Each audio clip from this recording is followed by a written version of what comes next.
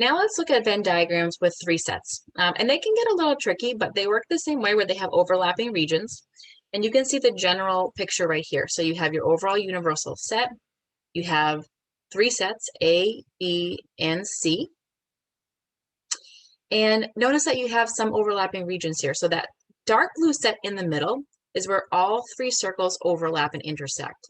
So that circle right in the middle, this is the intersection of A, B, and C. So that's where all three sets are overlapping here. And then here on the handout, you can just see they try to describe the different sets for you in that set notation. But if you want to, you can write it out in words too, right? So this is the region that represents elements that are common to sets A, B, and C. So it's in all three sets. And they just labeled each region to make it easier to talk about. Now, in this set 2, this little piece right here, so those are elements that are in common. You can see where the circles overlap to A and B, right? But not to C. So it's just A and B. Here, you have the elements in common to A and C. Here, you have the elements in common to B and C, but again, not all three of them, just those two particular groups. And then finally, in the regions that the book is using in white, regions 1, 3, and 7, that are white, these are elements that are just in one set. So like that number 1 are elements that are just in A. For 3, elements that are just in B, and then down here for this one for 7, just in C. So you have some elements that could be in just one set, that can be in 2 sets, or that could be in 3 sets, right? So it just depends on what that element is. And we can use those Venn diagrams to show the different regions. And you can kind of read that through here. So it does go through the detail of what that set notation looks like. You know, for instance, with region 2 here, the way I just think of it is like, this is the elements in sets A and B, right? So the formal way though is in set notation, it's the intersection of A and B and not C, right? So the intersection of A and B intersecting with the complement of C, so not C. So we're not including those in C here. So that's kind of with all these regions here. For me, I find it easier just to think about it rather than try to memorize these different notations. You can if you want to. So if you want to use this as a reference while you're doing your homework and stuff, absolutely feel free. You can just kind of print this out or keep it with you. Like I said, for me, instead of trying to memorize all these, I like to just look at the Venn diagram and think about what each piece represents. I find that to be a little easier, but you could do it either way. So here's another example. Here we actually have some elements in there, and we're going to use this Venn diagram to determine each of the following sets. So the first thing I'm going to look at is set A. Now I'm just going to try to use some colors here a little bit. So set A is this circle right here, right? So that's A. So everything inside of here is part of set A. So the elements in A, it's a little hard to see. Let's see, 11, 3, 12, 6, 5, 7. And of course, I can rewrite that if I want to in order. I'll skip that here to save some time, but I'm just writing all those elements that are in A. Now, for the next set, it doesn't really ask us to do this, but if you want to, you can. So here for this one, it asks us to do A union B. So if you find it helpful to write the elements of B first, feel free to do that. All we're doing here is combining sets A and B. So here's your circle for B. Okay, so I want all elements in A and B combined together, or union, right? Unite them together. I just don't want to have any repeats. So I have 11, 3, 12, 6, 5, and 7 from set A already. And now looking at set B, I do see 12, 5, and 7, but I've already included them, so I don't need to rewrite them. I see the numbers 1, 2, and 10. And then I also see the number 9. So that would be the union of sets A and B.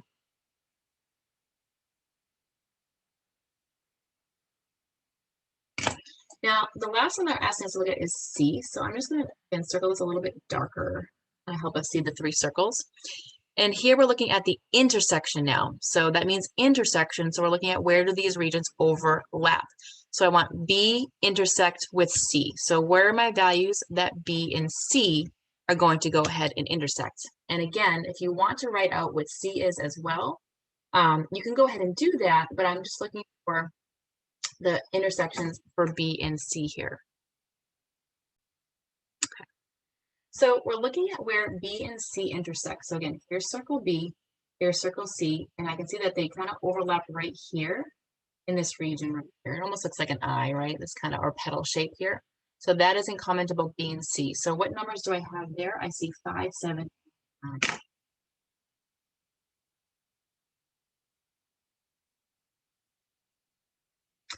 Next, I'm looking for the complement of C. So again, remember, this means everything not in C, right? So I'm excluding, this down a little bit. I'm excluding C here. So here's my C.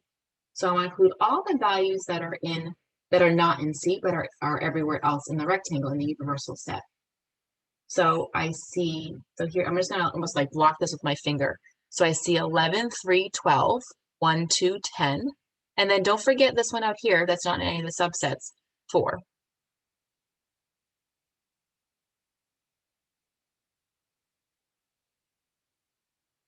So again, it almost helps us to block it, right? Let's cover that circle C. We're not including C. So I see numbers 11, 3, 12, and then I see 1, 2, and 10. And then in the corner, I see that 4.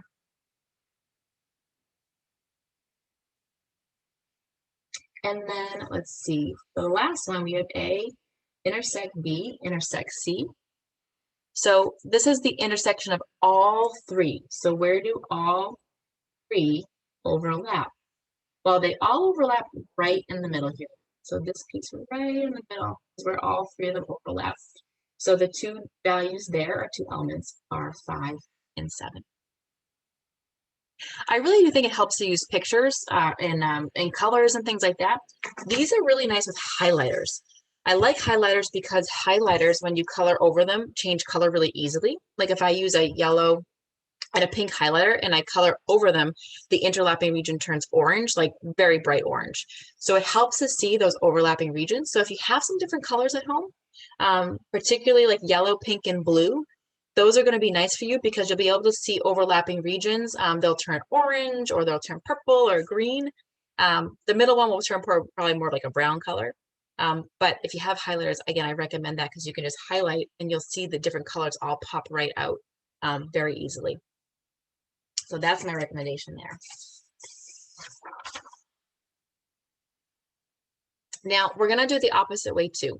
So in the last example, we had the Venn diagram for us, and then we kind of wrote the different elements of the different sets, doing different operations.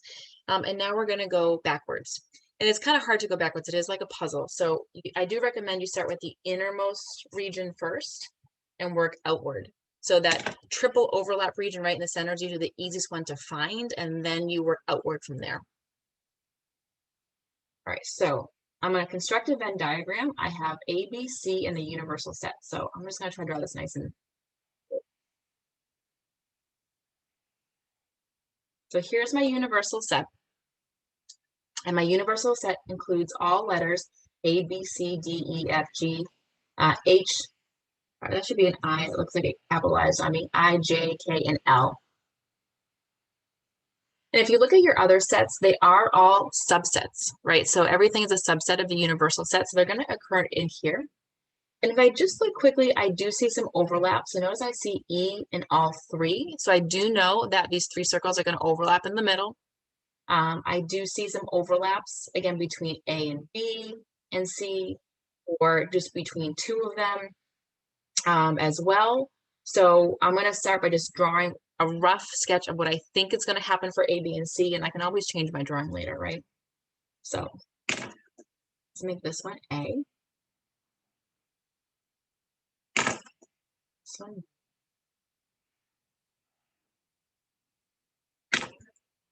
Use red again. I'll make this one C.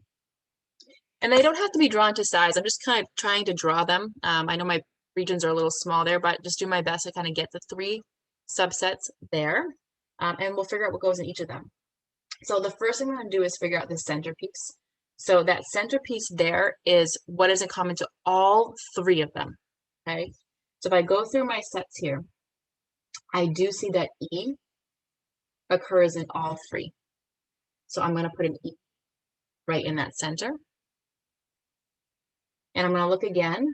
So do I see anything in common to all three?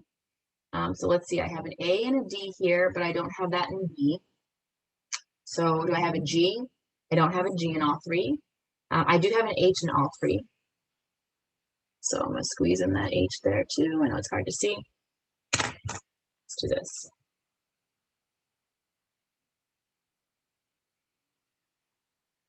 And it looks like that's it. So those are the only two elements in common to all three. Okay, so I kind of go through the middle first. Now I'm going to pick another intersection. So either choose A and B, choose A and C, choose B and C, it doesn't matter. Just pick one from there, another intersection. That's going to be your next easiest thing to find. So I'm going to choose A and B. So now I'm looking at this little piece here. So what are the elements that are in common to just A and B? So if I have A and B, let's see, do I see anything? I have A, D, G, I, and J. I do not see anything here. So let's try another one. Let's try A and C. Well, for A and C, I do have in common A, lowercase a. So that goes here, right? Because this is where my A and C overlap. And I don't see anything else. So let's try B and C now. So for B and C, I don't see anything in common there. I have a B and a G, I have a C here, so I have nothing in common. So it looks like these spaces are going to end up being empty here. As of right now, I don't see anything in common unless I've missed something. Okay. So keep going. So for A, I have a D, a G, an I, and a J left. And I'm just double checking to make sure I didn't miss anything here. So those are elements that are only in A. So this region out here are your elements that are only in A. So I have D, I have G, I, J. And then for B, I have a B and a G left. Oh, I missed something, see? I did miss one. So that G is going to go right here. It's in both of those sets. So I'm going to have to move it and put it in between to go for both A and B. And then I have a B and an L. I don't see anything in common there. Again, hopefully I didn't make any other mistakes. And then for C, I have a C left. So again, I'm just checking to make sure I didn't miss anything.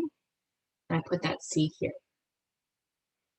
So you can see using a pencil or just using colors can help you first. We all make mistakes, even though I double checked, I missed that G originally, but it's okay.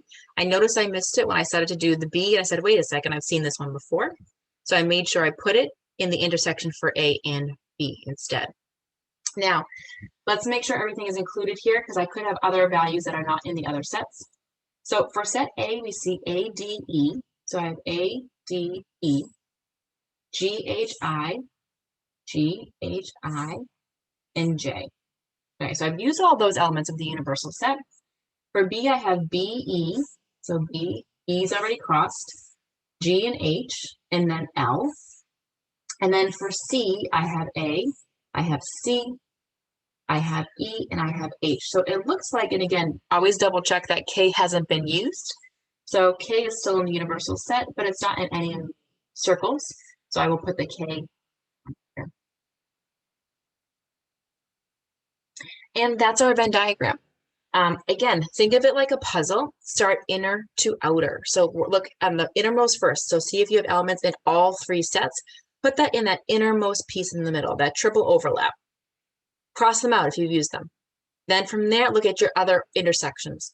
So do you have any intersections between A and B, A and C, B and C? Fill those in next. Then go back and say, okay, what are elements that are just in A, just B, or just C? They don't have any overlap. And then finally, double check your universal set and add any elements that may be missing. And as you do this, double check along the way. We all make mistakes. You see that I did it too. I missed that G initially, but when I was counting, kind of putting in my other values here, my other elements, I noticed that I had that G that I missed. So it's okay to change them. I do recommend doing it on paper first, not to try to do this on the screen in my math lab and just do it in your head. I think it's too difficult. So again, see if you can do it on paper first. That way you can tweak if you need to, and then match your answer with my math lab. So do your work on paper and then match Don't try to just guess the answer.